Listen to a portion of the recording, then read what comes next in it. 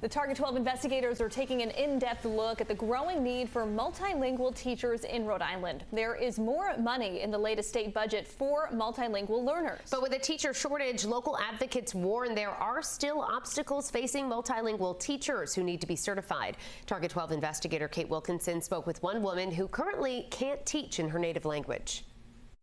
Marie Quinones was a teacher in Puerto Rico. She wants to teach Spanish in a Spanish-speaking classroom in Rhode Island, but she's frustrated that multilingual teachers first have to pass a test in English to be qualified. At Nuestro Mundo Public Charter School in Providence, classes are offered in English and in Spanish. De Niro Ortiz is the superintendent there. We welcome students whose first language is not English, and we see that as an asset. According to the Rhode Island Public Expenditure Council, a nonpartisan think tank, 1 in 8 Rhode Island students are multilingual, a 63% jump since 2015.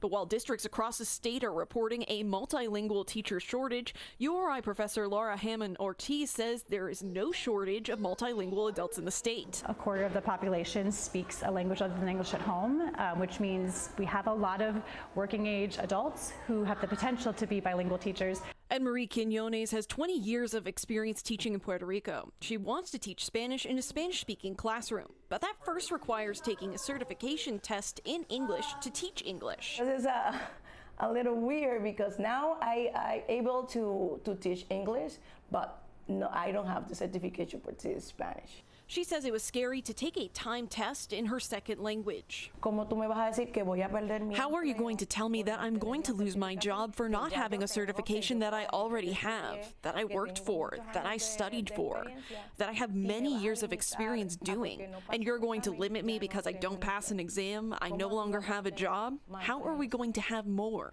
Right now she can only teach in English, but she hopes to eventually get her dual language certification. Target 12 asked the Department of Education about the certification test. A spokesperson pointed to this regulation, which says teachers must be competent in English to teach.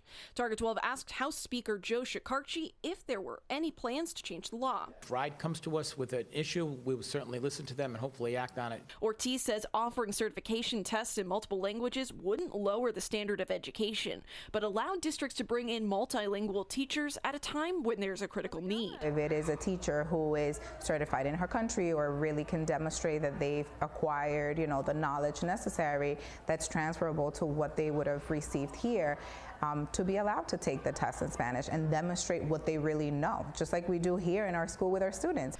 New at 6, we examine the costs of certification and how one state lawmaker wants to make the process cheaper. With the Target 12 investigators, Kate Wilkinson, 12 News.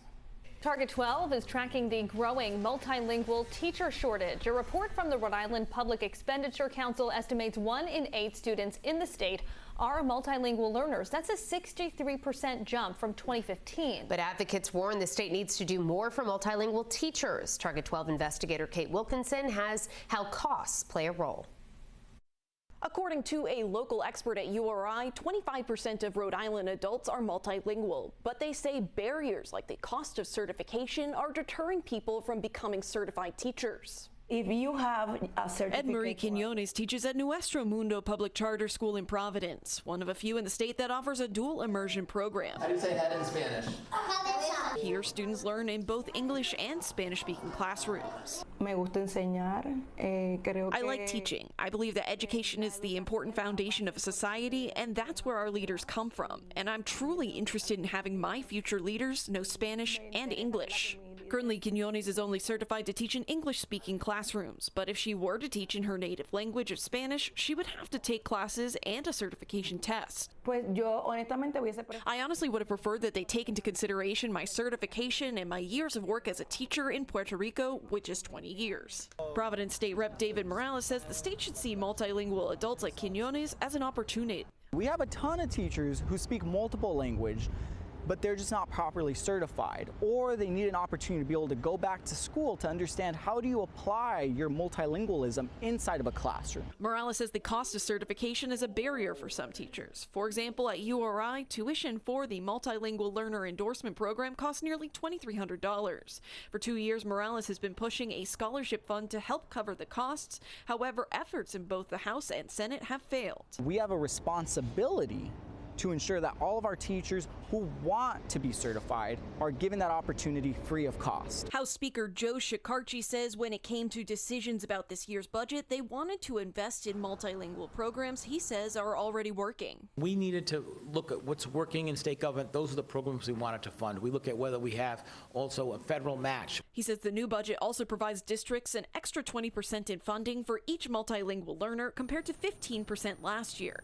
8th grader Idelsa Garcia has been at Nuestro Mundo for 3 years. She says learning in English and in Spanish has made her better at both languages. I can make like more friends who only speak Spanish. I can also make friends who only know English, and then I could meet people who are like stuck in the middle, and then I could like combine my two worlds. Following a Department of Justice audit, Providence hopes to have more than half its teachers certified by the 2026-2027 school year, using COVID funds to offer tuition reimbursements. With the Target 12 investigators, Kate Wilkinson, 12 News.